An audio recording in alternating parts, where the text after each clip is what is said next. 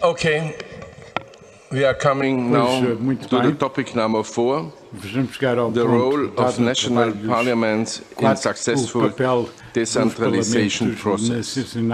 Our rapporteur, and we discussed several times this report, is Luis. And for today we have an exchange of views with the Secretary of State for Local Authorities in Portugal, Mr. Carlos Miguel. Welcome. And also with Mr. Andreas Kiefer, the Secretary General of the Congress of Local and Regional Authorities of the Council of Europe. And after this exchange of views, we have to adopt the report. Teremos que passar à aprovação do relatório que será discutido em plenário durante o mês de outubro. Now, Luis, do you want to say some words for your Luís, about your deseja dar-nos algumas palavras quanto ao seu relatório? Muito obrigado. Nesta minha primeira intervenção gostaria de vos dar as boas-vindas a todas e a todos. Cumprimentar naturalmente o Sr. Presidente, o Sr. Secretário de Estado e o Secretário-Geral do Congresso dos Poderes Locais e Regionais do Conselho da Europa. Cumprimentar também o Presidente da Comissão Parlamentar Portuguesa de Ambiente, Ordenamento do Território e Descentralização e dizer que este relatório, que partiu de uma preocupação conjunta de vários deputados e de vários países que têm neste momento processos de descentralização em curso, parte de um princípio muito simples. Qual é o papel que os parlamentos podem e devem ter nos processos de descentralização para que estes sejam realmente eficazes e respondam às expectativas? Em muitos casos, os parlamentos têm sido marginalizados ou têm tido um papel menor nos processos de descentralização.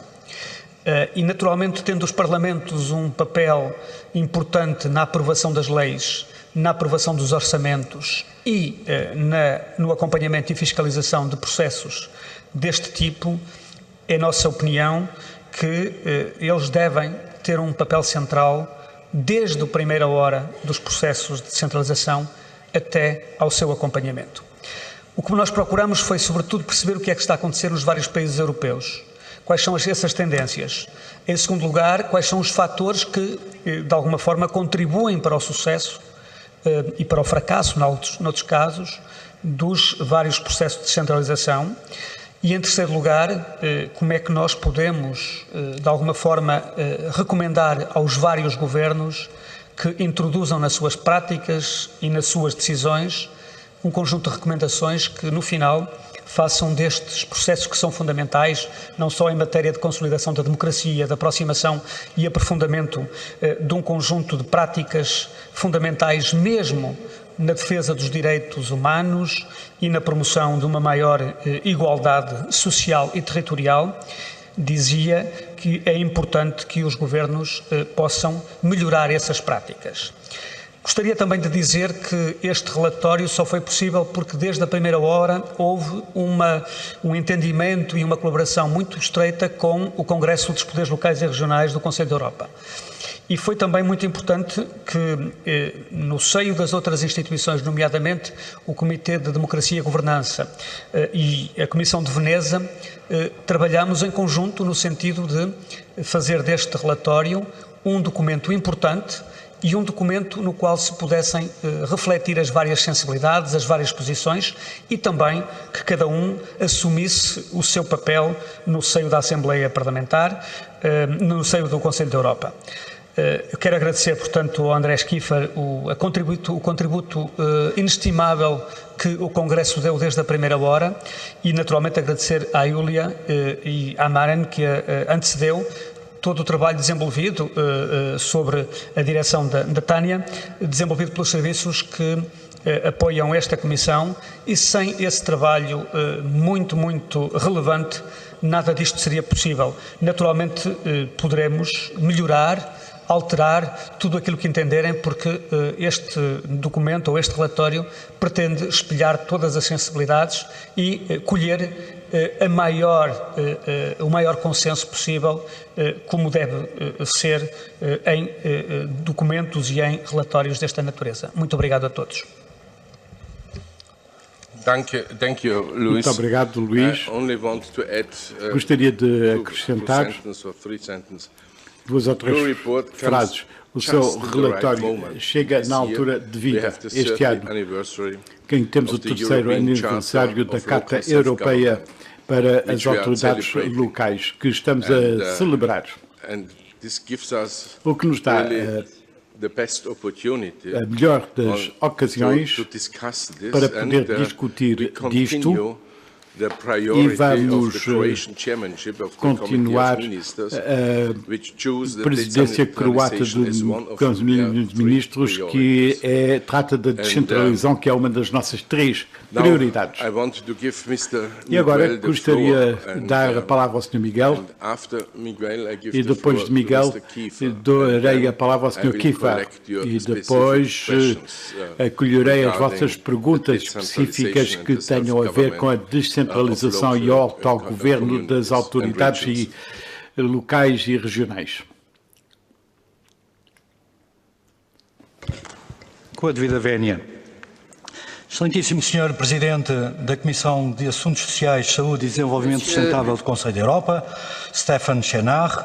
Excelentíssimo Sr. Vice-Presidente da Comissão de Assuntos Sociais, Saúde e Desenvolvimento Sustentável do Conselho da Europa, caro Luís Leite Ramos. Excelentíssimo Sr. Secretário-Geral do Congresso dos Poderes Locais e Regionais do Conselho da Europa, Andreas Kiefer. Excelentíssimas senhoras deputadas, excelentíssimos senhores deputados, demais convidados, caros e caras concidadãos, a todos saúdo e a todos cumprimento. É para mim um privilégio participar nesta sessão da Comissão de Assuntos Sociais, Saúde e Desenvolvimento Sustentável do Conselho da Europa, quando se celebra e invoca os 30 anos da Carta Europeia da Autonomia Local, um marco e uma referência que nos convoca e conforta desde 1988.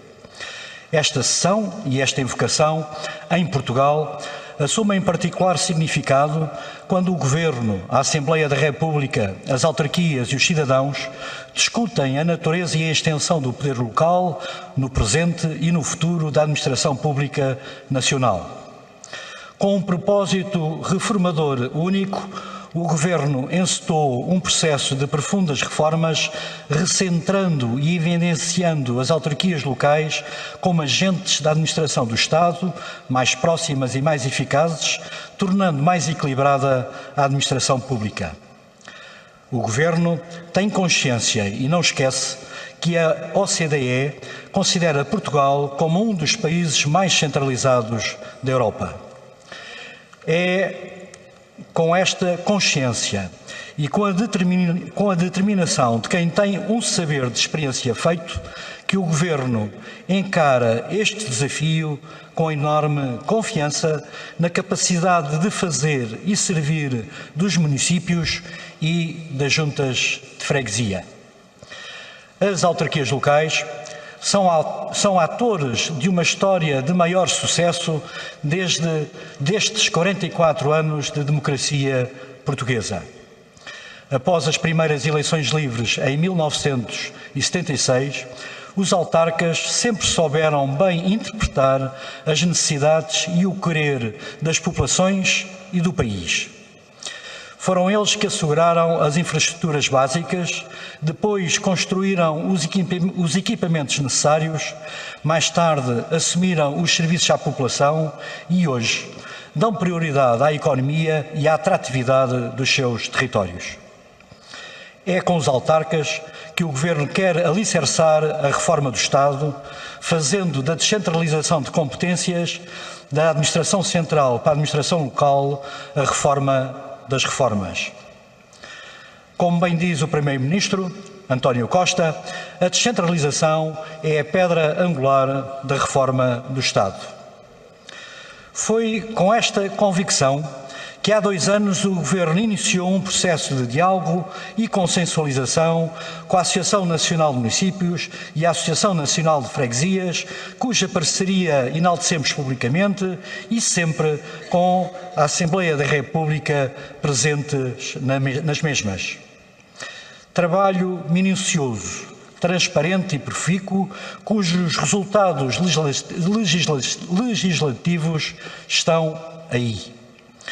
Trabalho político que envolveu e envolve todos os partidos com assento na Assembleia da República e cujo acordo celebrado com a nova direção do Partido Social Democrata permitiu um passo determinante na aprovação pela Assembleia da República da Lei 50/2018, chamada Lei Quadro da Descentralização, publicada a 16 de agosto último. Não foi fácil, como nada é fácil quando é importante. Mas a Assembleia da República soube responder positivamente à necessidade de modernizar e aproximar a administração pública em Portugal. É agora tempo de materializar esta lei quadro em múltiplos diplomas legais que vão da cultura à educação, passando pela saúde, pela justiça, pelo apoio social, pela proteção civil, pelo estacionamento automóvel, pela captação de investimento ou pela gestão das praias, num total de 21 diplomas setoriais. 21 diplomas setoriais que têm em comum a sua aplicabilidade a todo o território nacional e ao ritmo que cada autarquia melhor entender, na certeza que em 2021 todas as competências descentralizadas estarão a ser exercidas por todas as autarquias do continente. 21 diplomas que não põem em causa a natureza pública do serviço do Estado, nem a igualdade de oportunidades no acesso aos mesmos, muito antes pelo contrário. A universalidade transversal e horizontal são propósitos paradigmáticos da descentralização. Tem sido e continuará a ser um trabalho árduo, mas motivante, em que nada se negocia, mas tudo se consensualiza. Para tanto, e como já referi, o Governo tem sido transparente e leal com os parceiros, e estes têm respondido com igual procedimento. Já muito andamos, mas a jornada é longa. Temos tirado muitas pedras do caminho e contornado outras tantas, e é isso que iremos continuar a fazer. O Governo, o Primeiro-Ministro, eu próprio, temos a convicção, fruto do nosso empenho, que no próximo mês de outubro teremos todos os diplomas concertados com a Associação Nacional de Municípios e a Associação Nacional de Freguesias. E com isso, passaremos a ter uma administração pública mais ágil, mais próxima, mais eficaz, para melhor servir as pessoas e o território. Com a descentralização e com o envelope financeiro associado à mesma, sem que se aumente a despesa pública, o Governo converge para a meta de 19% de participação das autarquias locais na receita pública, conforme por si foi fixado no Programa Nacional de Reformas. Senhor Presidente, caras e caros concidadãos, o Governo encara as autarquias locais como verdadeiros parceiros. Parceiros de um fim que todos os dias queremos concretizar. Melhor servir as pessoas e melhor servir o território. Para isso, contamos com todos e todos não seremos demais na construção de uma administração pública de futuro, mais leve, mais equilibrada, mais eficaz, mais participada e mais escrutinada. Uma administração pública com menos poder central e mais poder local. Termino como comecei. Foi um privilégio usar da palavra aqui e agora. Faço votos que a luz de Lisboa nos ilumine a todos nos caminhos do serviço público. Obrigado.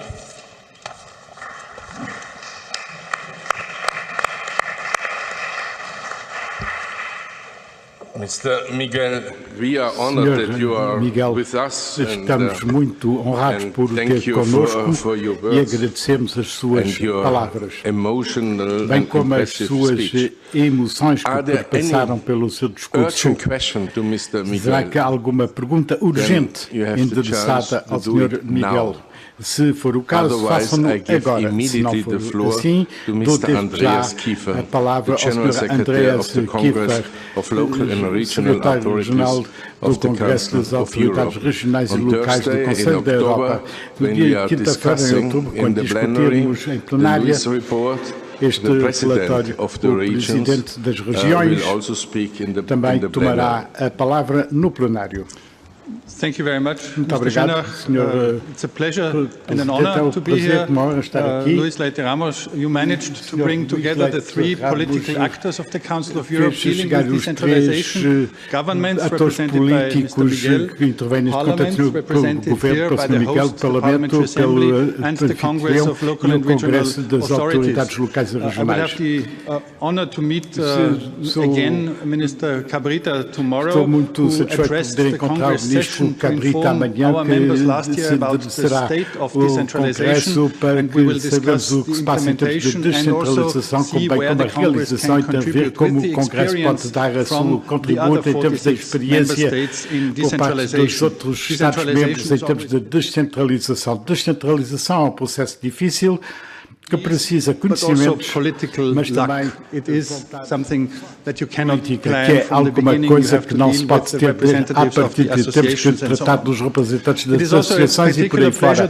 É com grande prazer que estou aqui também no mês em que celebra o 30º aniversário da aplicação da Carta Europeia dos Autogovernos Locais, que é uma parte importante do tratado que obriga voluntariamente os Estados-membros a aplicar o princípio da subsidiariedade e da proximidade, que dá a possibilidade às decisões de serem tomadas tão próximo quanto possível dos cidadãos.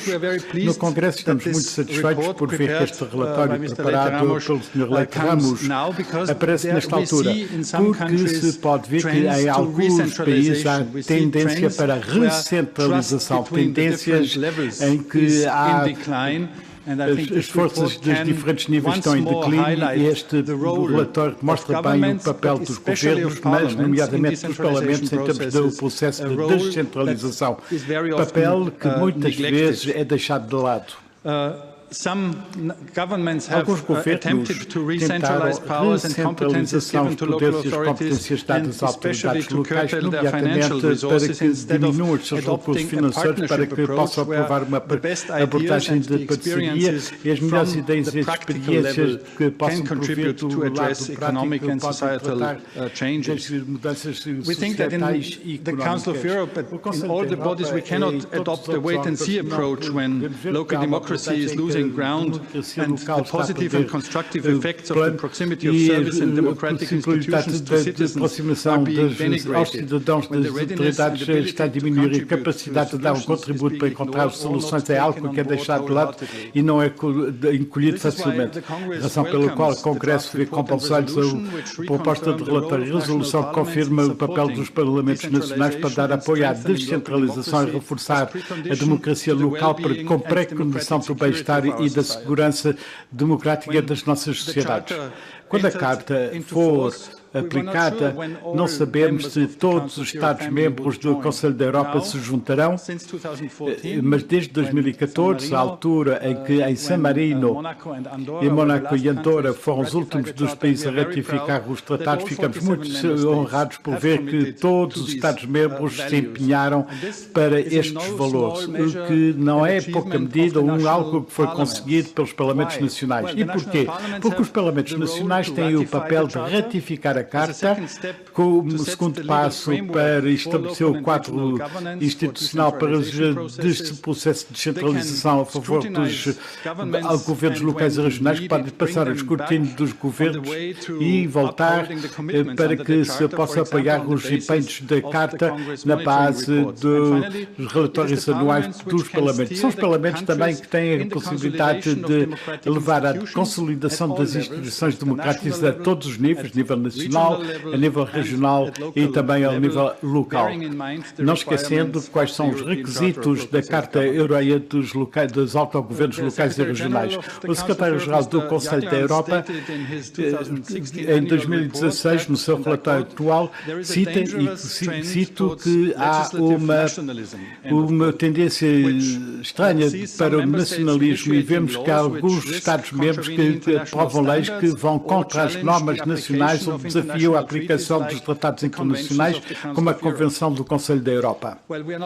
Não estamos aqui para nos queixar, estamos aqui para tentar encontrar as soluções e há dois remédios de situações e fazer com que os nossos cidadãos que se sentem excluídos do processo democrático voltar a entrar e que possam trabalhar em conjunto tanto com os governos como com os parlamentos. Confio em que a Carta pode desempenhar um papel importante para que se passe à realidade estes princípios da subsidiariedade e fazer com que os poderes de tomada de decisão sejam tão próximos dos cidadãos quanto possível. Ao ratificar a Carta, todos os Estados-membros empenham-se eles próprios em termos da aplicação dos princípios indicados, mas a Carta também tem um impacto que vai para além do Conselho da Europa. É interessante ver que os Estados não-membros cada vez mais se interessam em aprender das práticas da Carta. Voltámos com uma missão do nosso Presidente e do Presidente da Comissão de Acompanhamento da Bielorrússia, onde o Parlamento da Bielorrússia organizou em conjunto com o Congresso um ateliê de trabalho e muitas mesas redondas quanto aos princípios da Carta e cito para o reforço da cooperação com o Congresso para que se trate melhor das questões dos autogovernos locais e regionais do país. Isto é um dos muitos exemplos que nos permitem orgulhar-nos daquilo que foi conseguido pelo Tratado do Conselho da Europa. E foi mencionado de manhã quanto ao desenvolvimento sustentável que vai para além das Nações Unidas e que é algo que nos interessa no nosso trabalho no Congresso e que acompanha o trabalho da Assembleia Parlamentar e do Conselho dos Ministros. O Conselho da Europa dá um contributo para a aplicação destes Objetivos de Desenvolvimento do Milénio. Estamos a 30 anos da celebração da Carta, mas, no entanto, continua a haver um aspecto que não podemos esquecer. Não são todos os países que ratificaram todas as disposições da Carta. E para o Congresso, continua a ser um objetivo que faça com que 100% da Carta seja aplicado em 100% dos territórios. Assim, vemos com bons olhos os trabalhos da Assembleia Parlamentar que apoia este objetivo de 100% da Carta em 100% dos territórios. E solicita aos Estados-membros que ratifiquem as partes não ratificadas da Carta. Acompanhem isto nos vossos Parlamentos Nacionais para dar um contributo em termos de aplicação total dos objetivos de que a Assembleia Parlamentar está em vias de formulação. O Congresso é o órgão de acompanhamento para a Carta. Nos últimos anos identificámos várias questões de referentes em que vários Estados-membros têm problemas em termos da aplicação da Carta. Por um lado, a inadequação dos recursos financeiros, não se esqueçam disto, a definição restritiva dos exercícios das competências locais e, em terceiro lugar, a falta das consultas com sentido e também a ausência de aplicação direta por parte dos tribunais, que é também uma questão que está a ser analisada por nós. A consulta é das áreas problemáticas onde o Congresso está a tentar trabalhar para melhorar a situação e estamos a pensar que é muito útil ver o relatório que a Assembleia Parlamentar vai aprovar em outubro para encorajar os governos nacionais e os parlamentos para que participem num diálogo frutuoso. O Congresso aprovará em novembro umas linhas de orientação em vista das consultas e estou muito satisfeito por ver que na vossa proposta de resolução também haja uma referência a estas linhas de orientação que procura encorajar os parlamentares nacionais para que utilizem nas suas comissões e subcomissões na altura em que está em preparação a legislação que trata da descentralização. Tentar ver o que pode passar pelo futuro, o Congresso continuará a promover os autogovernos regionais e locais para acompanhar a aplicação da Carta dos Governos Locais e Regionais. Continuamos a opor-nos aos governos que permitam diminuir os orçamentos e utilizar os poderes de tributação para que haja diminuição dos poderes dados às autoridades locais e regionais. Estamos a fazer com que as autoridades locais sejam consultadas atempadamente pelos governos nacionais e pelos parlamentos nacionais. Para que haja êxito as nossas atividades, fazemos com que as autoridades locais tenham o vosso apoio e também o vosso Parlamento, bem como a nível também da própria Assembleia Parlamentar. Os desafios comuns são de importância e a democracia faz parte deles e a responsabilidade a diferentes níveis também. Estas áreas que se intercruzam entre si, bem como os problemas, necessitam que haja uma abordagem conjunta, tanto pelos governos como pelos parlamentos nacionais e ainda as autoridades locais. Vemos com bons olhos o relatório do Sr. Leite Ramos, nomeadamente porque tem uma posição robusta para apoiar a descentralização e a segurança democrática. Também mostra, nomeadamente, aquilo que foi dito aqui, que os três órgãos do Conselho da Europa têm que trabalhar em conjunto para tratar das mesmas questões, partindo de diferentes ângulos. E a razão pela qual continuamos e continuaremos a ter um caráter complementar entre nós. O Congresso tem que continuar a cooperação sistemática com a Assembleia, que vai para além do tópico da democracia local, porque as autoridades locais são responsáveis de muitas áreas e têm relevância para a vida de todos os dias dos cidadãos. Do Congresso, em outubro e novembro, vai apresentar um manual de dimensão local dos direitos humanos a favor dos presidentes da Câmara e a Assembleia Parlamentar para a vossa própria utilização quando estão em contacto com os presidentes da Câmara, de modo a poder encorajá-los a continuar no caminho que têm seguido até agora. Thank you, Mr. Kiefer. Obrigado, Sr. Kiefer. E também aos funcionários portugueses que nos ajudaram tanto da última vez nas nossas diferentes reuniões. E vou vir mais uma vez para Luís, porque Luís também esteve no nosso comitê do Congresso.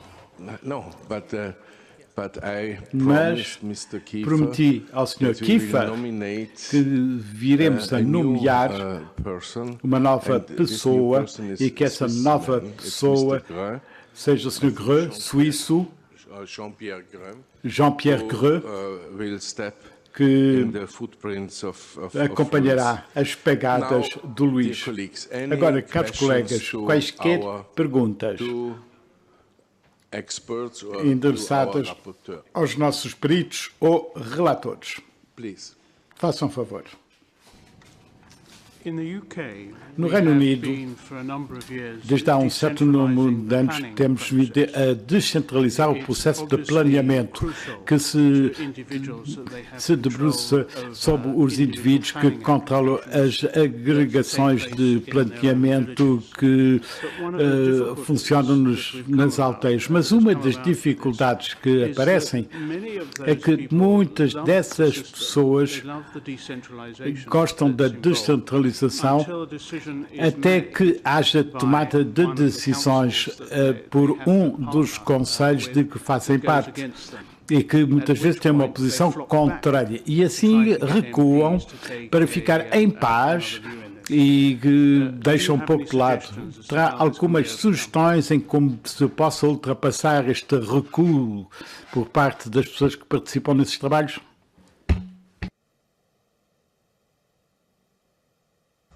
Thank you, Mr. Chair. Obrigado, Sr. Presidente, que gostaria de agradecer o excelente relatório.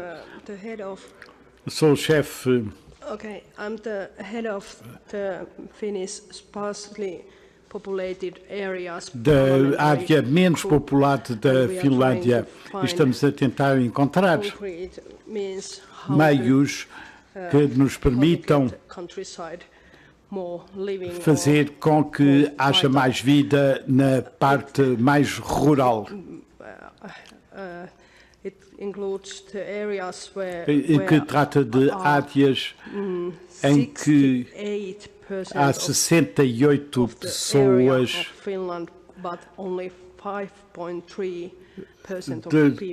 mas só 5,3% das pessoas sentem, o que faz com que haja 5,3 pessoas por quilómetro cúbico. São áreas muito grandes, 68 pessoas. Bom, muito bem.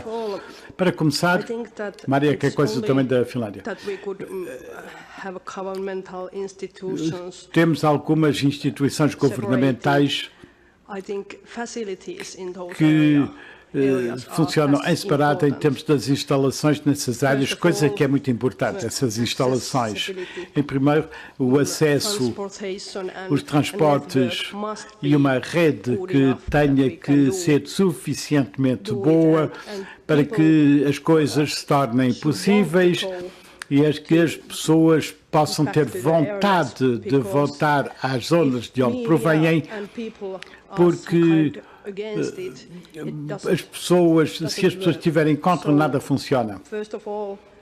Para começar, gostaríamos de ter serviços, mais empresas,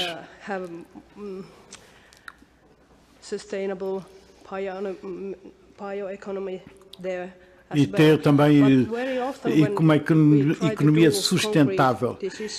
Mas também sabemos que há decisões difíceis, mas muitas vezes é impossível obter ajuda estatal, é proibido pelo Estado. Mas na Noruega, por vezes, é possível. E podemos incluir aqui as questões de tributação nos países nórdicos, na Noruega, enfim, as subsídios que podem ser atribuídas às pessoas que voltam ao seu ponto de partida. Gostaria de mencionar que neste relatório haja uma discriminação positiva para que haja meios para que todos tenham a possibilidade de fazer coisas concretas. Na Áustria, quando as mulheres vivem nas aldeias, as aldeias morrem com mais ou menos velocidade. Se não houver propostas a favor das mulheres nas aldeias que façam com que tenham interesse em viver em autossustentável, a educação, comunicação, outras áreas, as coisas não funcionam. O dinheiro não é a resposta. Tem a sua importância, mas em Lvov, que pediram a palavra, que é uma palavra uma aldeia muito interessante no oeste da Ucrânia, ao oeste de Marrocos, que pediu a palavra. E depois o Sr. Essler da Áustria. Gostaria de saber aos oradores se querem dar resposta às primeiras duas perguntas, desde já. Podemos resumir tudo. Tem a palavra agora. Muito obrigado, Sr. Presidente. Gostaria de corrigir a seguir. Lviv. Podem dizer Limburg, mas não Lvov. Lviv.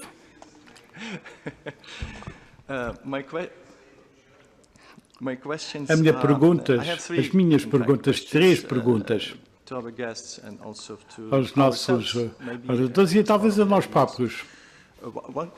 Uma pergunta interessada ao Sr. Kiefer. Vemos nos exemplos que as autoridades centrais tentam atacar a independência das autoridades locais, principalmente quando estas têm a ambição de se tornarem líderes nacionais.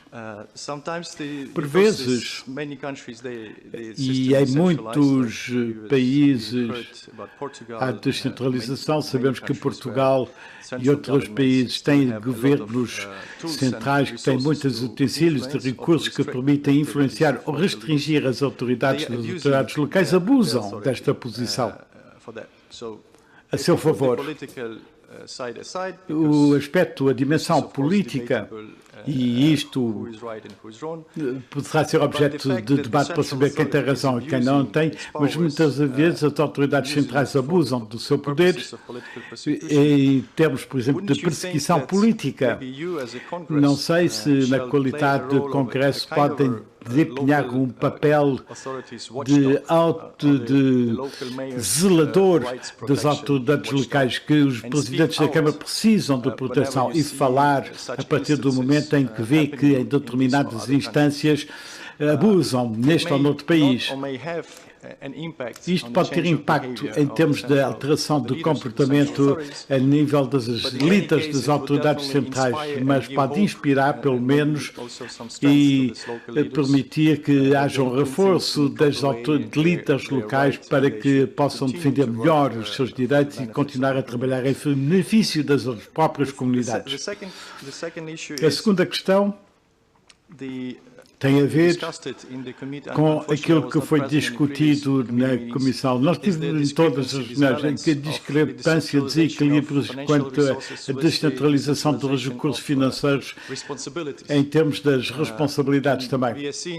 Vemos, por exemplo, na Ucrânia, em que houve uma descentralização de recursos financeiros há 2 ou 3 anos, em que há mais dinheiro para os orçamentos locais, mas não tem em contrapartida o poder necessário para assegurar a segurança pública, a saúde pública.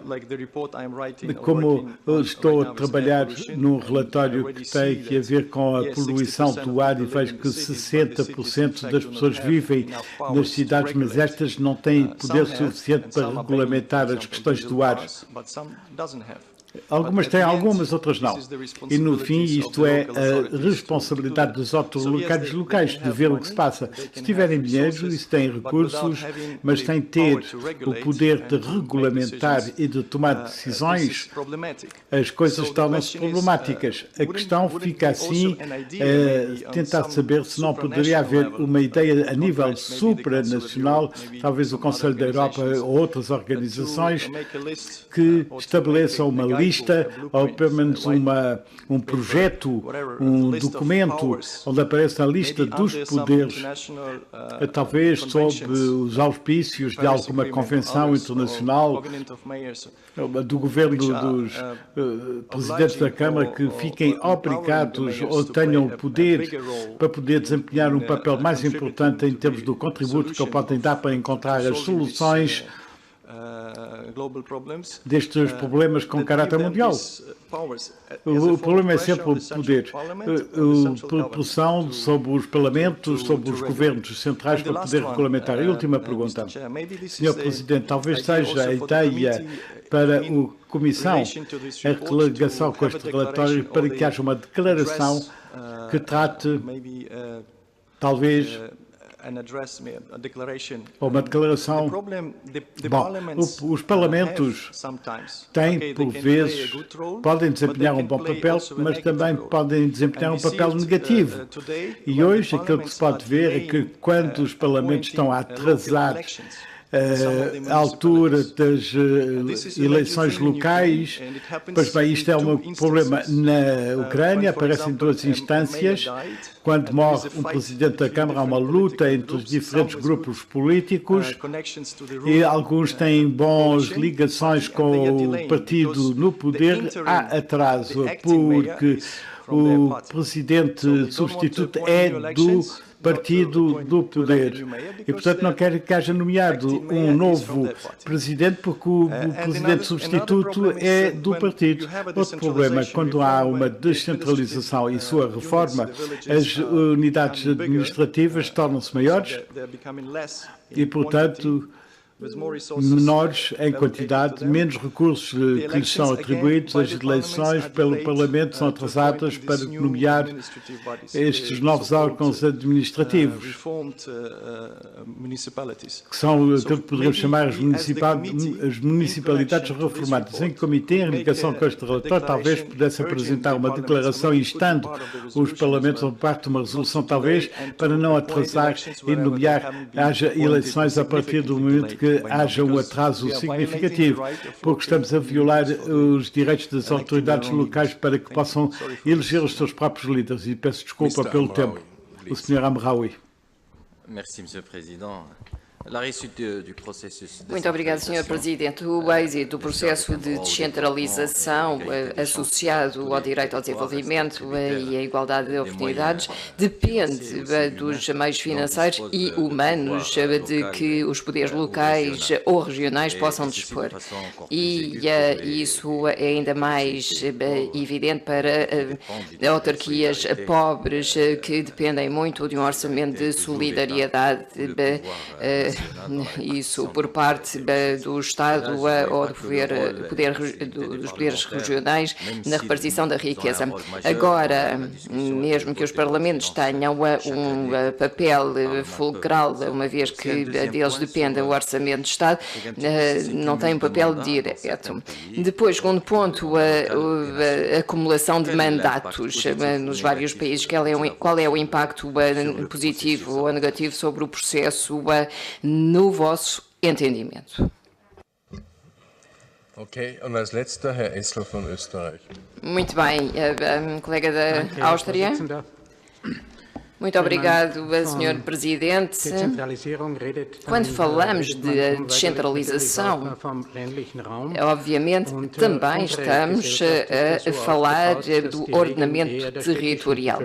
É certo que as regras muitas vezes dependem dos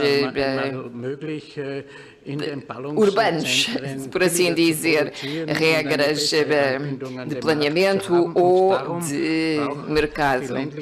Muitas vezes nas grandes aglomerações os produtos são mais baratos, etc. As coisas são mais fáceis de resolver. Portanto, isto para dizer que as zonas rurais precisam de mais apoio, nomeadamente no que diz respeito ao processo decisório.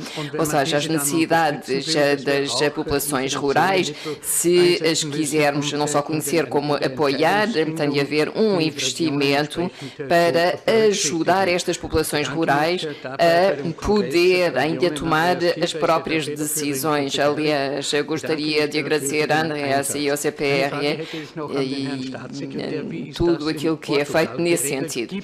Também gostaria de fazer uma pergunta ao Sr. Secretário-Geral dos Poderes Locais e Regionais.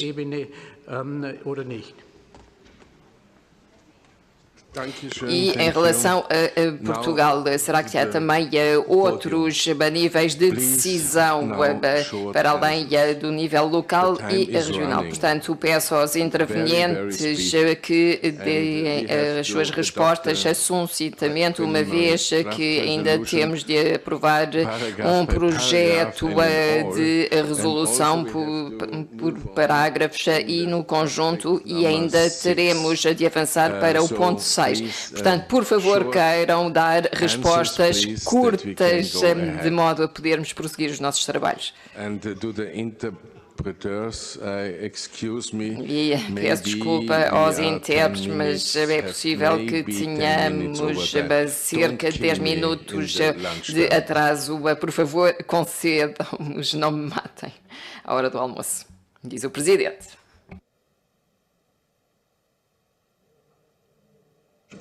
Três questões que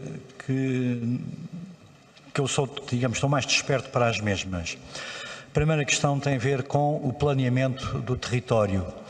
Para vos dizer que em Portugal há 42 anos não era assim, mas houve um caminho, digamos, progressivo E hoje em dia todo o planeamento do território é feito pelas câmaras municipais, é feito pelo poder local, que têm que agir em respeito com aquilo que são as cartas nacionais. E o Governo só intervém quando não há coincidência, quando o plano aprovado pela Câmara Municipal tem alguma divergência com uma carta nacional. Mas o poder está, digamos, do lado dos municípios. As questões da ruralidade e da baixa densidade é uma questão transversal a toda a Europa, e Portugal, sendo um pequeno país em território, tem os mesmos problemas e as mesmas questões, em que há uma grande assimetria entre os territórios junto à costa atlântica e todos os territórios do interior. E aquilo que hoje é muito atual em Portugal é essa discussão do que fazer, que medidas positivas, que discriminação positiva pode ser feita para que os territórios do interior não percam população e possam ganhar, nomeadamente ganhar investimento. E algumas medidas têm sido tomadas, desde a redução das taxas nas autoestradas para quem vai para o interior, desde também de programas específicos de apoio à economia para o interior mais vantajosos que para o litoral. Por isso é uma discussão em aberto e em que procuramos, digamos, o caminho para lá chegar. Dizer-vos também que a limitação de mandatos é uma regra em Portugal há algum tempo a esta parte. E eu, que sempre fui autarca, nos meus 60 anos de idade, 30 anos foi de autarca, são de autarca, eu sempre concordei e concordo com a limitação de mandatos, nomeadamente para as autarquias, que são 3 mandatos de 4 anos, ou seja, um total de 12 anos, e que permite uma renovação das pessoas e das ideias. Por último, em Portugal só temos 2 níveis de decisão, ou seja, não temos regiões, embora a Constituição da República o preveja. Há 10 anos atrás tivemos um referendo e a população não aceitou, digamos, a regionalização, e por isso nós hoje temos o nível do Governo Central e o nível das autarquias locais, e no patamar intermédio temos instituições que representam o Governo, mas e que não têm autonomia nem decisão, nem são eleitas democraticamente. É ainda um passo que falta Portugal dar, e esperemos que eu possa dar o quanto mais breve possível, porque também, em que, pessoalmente, entendo que a região, o patamar intermédio, é determinante para combater as assimetrias, a interioridade e a especificidade que cada zona do país tem, diferente de qualquer uma outra. E por aqui me fico. Muito obrigado. Thank you. Now, Mr. Kiefer. Muito obrigado, Sr. Kiefer. Tem a palavra. Muito obrigado. Parece-me que a capacitação depende também de autarquias que sejam capacitadas e sejam capazes de fazer. E isso também é uma questão de responsabilidade e de coragem. Portanto, é cada vez mais difícil encontrar pessoas disponíveis porque são permanentemente atacadas por tudo aquilo que fazem na esfera pública. Portanto, é difícil tomar decisões e ser responsável em relação àquilo que se faz. Tem uma atitude, não se pode dizer tudo aquilo que é bom é aquilo que eu faço e aquilo que é mau é aquilo que foi decidido pelos outros. Isso acontece muito nos vários patamares de decisão. Na Geórgia, onde está a decorrer um processo de descentralização, alterou-se o sistema de eleição do presidente da Câmara e foi-me dito, mas isto é incrível, antes das eleições diretas, os presidentes da Câmara iam sempre perguntar aos eleitores, mas o que é que querem? Agora, aquilo que dizem e a sua própria atitude mudou, como a sua identidade também mudou. Portanto, isso depende de uma evolução das mentalidades. Sr. Jacques Calamari-Essel, sim, nós trabalhamos muito nessas questões no Congresso, produzimos recentemente um relatório relativamente ao futuro das áreas rurais, em todas as vertentes, a educação, acessibilidade, trabalho, etc., e as possibilidades de descentralizar ou fazer outsourcing, por exemplo, no distrito onde vive o Sr. Essel, a administração local tem um serviço descentralizado relativamente ao tratamento de todas as multas de trânsito, por exemplo, são opções, ideias que as autarquias podem retomar. Portanto, vejam esse relatório produzido pelo Congresso, é de facto um convite que vos deixo. Relativamente à Ucrânia, está a decorrer um processo de descentralização, com alguns passos para a frente e por vezes um ou outro para trás, mas enfim, o processo está a andar, é um processo de descentralização. Ao nível do Conselho da Europa, procuramos propalar estes bons exemplos em que incentivam autarcas e presidentes de Câmara para que assentem as suas atividades nas normas e nos padrões do Conselho da Europa, nomeadamente o quadro de referência para a democracia regional, que tem a ver com o nível regional, o que é muito relevante, de resto, e, quer dizer, isto não é uma emenda, mas, de facto, é um documento que é extremamente útil, onde se podem encontrar ideias. Também existem redes internacionais de municipalidades e regiões, são grupos de pressão, como outras instituições formais também desempenham um papel. Temos também um papel nós produzir recomendações e também acabamos por ser um grupo de pressão como outros. Agora, em francês, no que diz respeito a Marrocos, nós encaramos também fazer uma cooperação com a Associação das Cidades de Marrocos a partir de novembro, ou seja, o Congresso dos Poderes Locais e Regionais vai fazer como a Assembleia Parlamentar. Vamos receber uma delegação de autarcas marroquinos a favor da democracia local e, com base na experiência do Congresso, entendemos apoiar esse processo de descentralização, atribuir poderes e responsabilidades, inclusive financeiras, aos municípios e às autarquias de Marrocos. E estamos muito satisfeitos de agora poder estabelecer esta cooperação. Inclusive na realidade, depois de termos assinado esse acordo. Muito obrigado, Sr. Presidente. Muito obrigado, deputado Leite Ramos.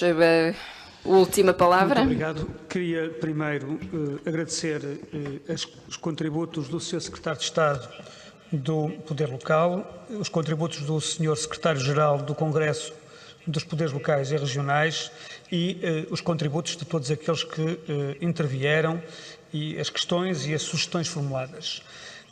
Uma primeira nota sobre o papel dos parlamentos. Eu insisto na ideia de que o Parlamento que aprova o orçamento anual, que aprova as leis da descentralização, não pode ter um papel menor em todo este processo.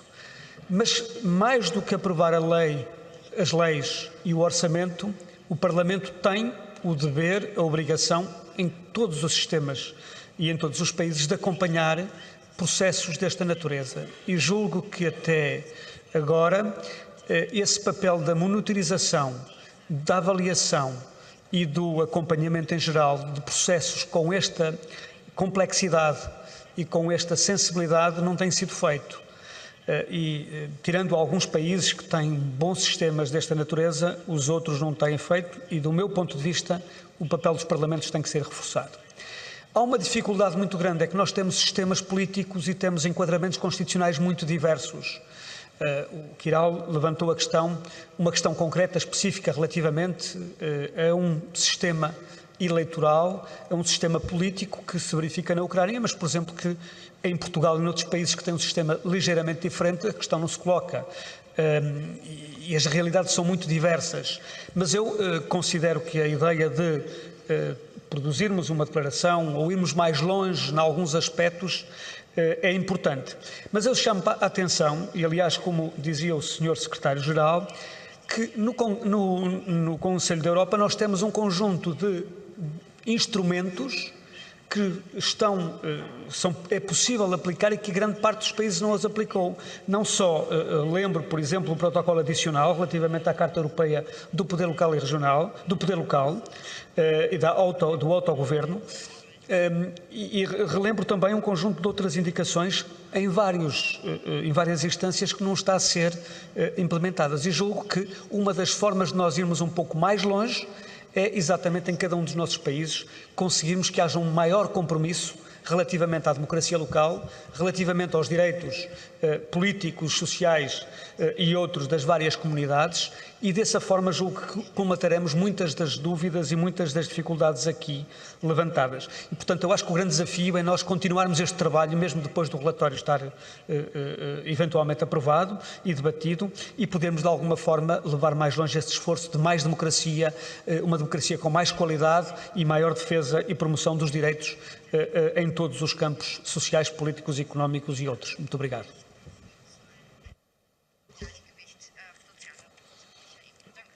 Obrigado, Luís. Thank you very much. Now, muito obrigado a todos, caros colegas. Vamos então passar à votação da resolução relativamente ao processo de descentralização e o papel dos parlamentos. Parágrafo 1. Contra, abstenções, se não aprovado. Parágrafo 2. Mesmo processo, aprovado por unanimidade. Parágrafo 3, contra, abstenções, aprovado. 4, aprovado por unanimidade. 5, contra, abstenções, não, aprovado por unanimidade. Parágrafo 6, abstenções ou contra, abstenções não. Idem, parágrafo 7, também aprovado por unanimidade. 7.1,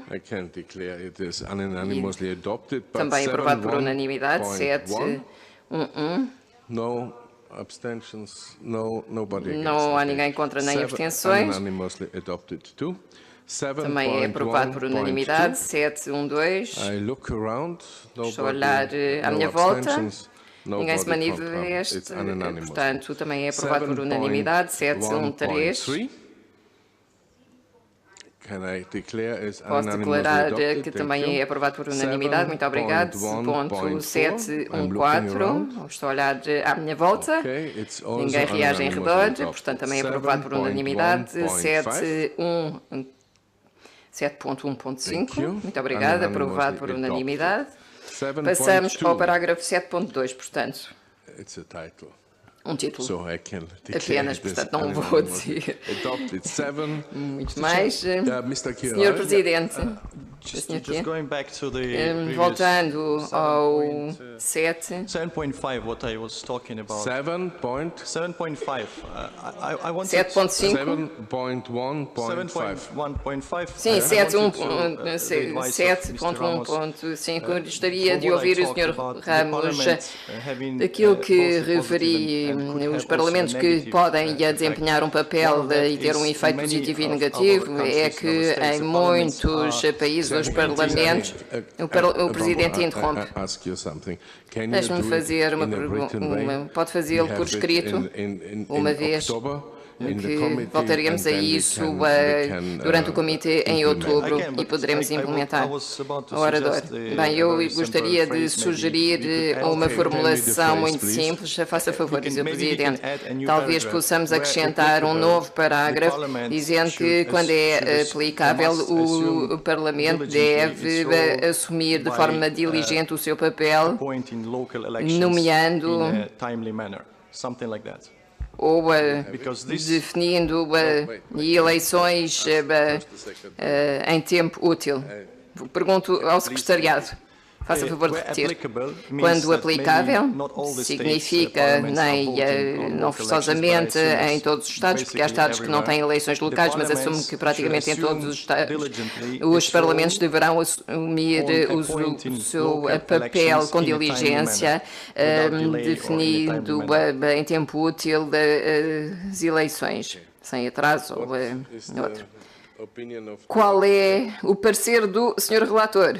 Eu não tenho opinião neste momento sobre contributo. A minha questão é a seguinte: nós estamos a falar de descentralização, não estamos a falar do papel do Parlamento nos vários processos eleitorais. A minha pergunta é se essa alteração não pode criar aqui nenhum tipo de conflito, na medida em que cada Parlamento tem que assumir as suas responsabilidades que estão na Constituição e na lei relativamente ao cumprimento das mesmas. A minha pergunta é: faz sentido nós recomendarmos aos Parlamentos que sejam diligentes no cumprimento das suas responsabilidades constitucionais? Mas se isso é importante, poderemos discuti-lo. Agora, precisamos de mais tempo para avaliar a eficácia e, sobretudo, o enquadramento de uma recomendação desse género. Enquanto Presidente, acompanho o Sr. Relator Luís Ramos, porque venho de um país em que aquilo que pretende vai contra o sentido da resolução. Portanto, não é o Parlamento que é responsável neste caso, isso não tem nada a ver. Cada um tem as suas responsabilidades ao seu nível. Eu próprio teria de pedir aos colegas para votarem contra esse género de proposta, apresentando uma argumentação idêntica à do relator, orador. Não sou contra, mas de facto isto é uma questão de contextualização. Poderei falar disso com o Sr. Relator e encontraríamos uma situação de compromisso, uma vez que há uma razão subjacente. Talvez não tenha aqui apresentado todos os argumentos, mas poderemos falar disso durante o almoço e, de qualquer maneira, poderemos voltar à questão em outubro. Portanto, eu percebo perfeitamente que há um processo de desenvolvimento na Ucrânia e a razão disso não consta da resolução. Portanto, vou prosseguir com o seu consentimento. Portanto, estávamos no 7.2. Sem votações contra nem abstenção, o que nos leva ao 7.2.1. Aprovado por unanimidade. 7.2.2. Sem abstenções nem votos contra. 7.2.3. Idêntico. Posso declará-lo unanimemente aprovado. 7.2.4. Sem abstenções ninguém contra. 7.2.5, mesma coisa. 7.3. Não parece que ninguém esteja contra nem haja abstenções. Alguém se sentou e os deputados foram ao chão, diz o Sr. Presidente, a propósito de uma tableta que caiu. 7.4 aprovado. Thank you. Adopted. 7.4.2 também, 7.4.3 também aprovado por unanimidade, 7.4.4 aprovado, 7.4.5 ninguém é contra e não há abstenções, portanto, aprovado. Por fim, parágrafo 8, sem abstenções nem votos contra. E agora, caros colegas, peço-vos que temos o relatório no seu conjunto. Quem é a favor? Agora, a única coisa que vos peço é estarem a favor deste relatório. Quem é contra? Não é contra? Não. Existem abstenções? Não. Portanto, muitos parabéns. Aprovado por unanimidade. E também gostaria de vos pedir para tomarem nota que existe um memorando explicativo.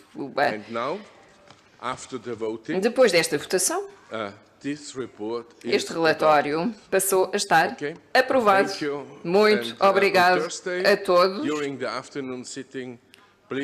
E durante a sessão da tarde poderemos debater com o Luís deste relatório.